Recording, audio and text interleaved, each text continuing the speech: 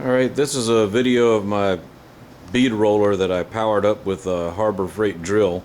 A couple people ask, how smoothly it operates and all that kind of stuff. So here's a couple pictures. I have a fence on here that I bent up that'll clear the wheel so you can get right out to the edge of the rolls. The stand I'd made, actually I didn't have to make it. Harbor Freight sells that for their planishing hammer for $29, and it's like I can't buy the material for that, So did that, made the little pedestal, reinforced the front of the bead roller. I did the reinforcement on the front because if you add it to the back, you're doubling the width of the machine, and I figured just do all the bracing on the front and the width of the machine stays the same. That way if you're rolling something that's round like a piece of pipe, you're not adding more stuff to get in the way. So there's the pedal, just made out of diamond plate, and you can see it just pulls the cable, and up here it pulls the cable on the drill and turns the drill, and it's pretty controllable down to some pretty low speed. And if you watch the bead rollers, you'll see that's turning pretty slow. So let's go ahead and do some bead rolling and see what it looks like. Get the camera on the stand here, and first thing, since I have the fence set up, we'll just put this right up against the fence.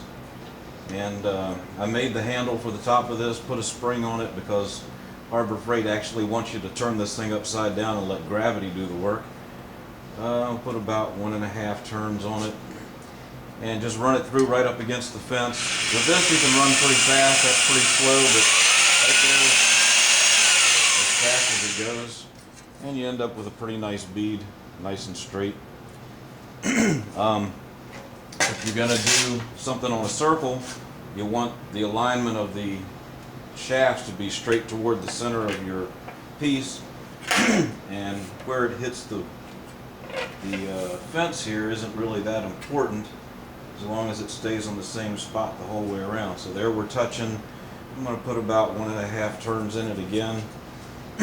Basically just keep the tension back here against the fence, and as I say, I can keep it pretty slow. You can, do it as slow and controllable as you want. But when you got a fence like this, you can speed it up.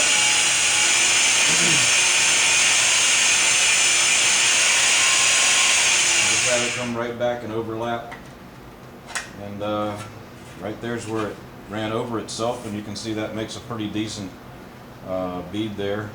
You want to make a nice moon hubcap with a couple of details in it or whatever.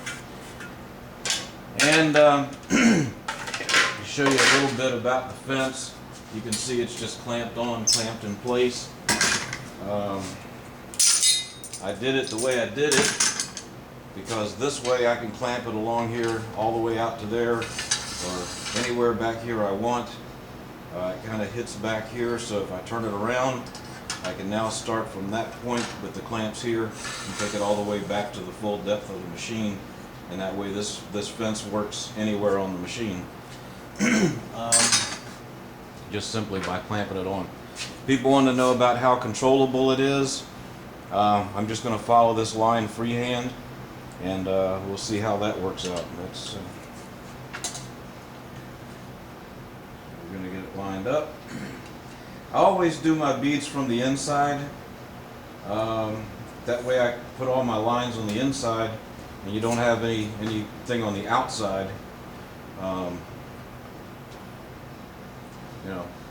I just always do all my layouts from the inside of my work. That way nothing shows up on the outside. So here we are. We're just going to do this by hand. We can slow it down as much as we want to. Follow that red line.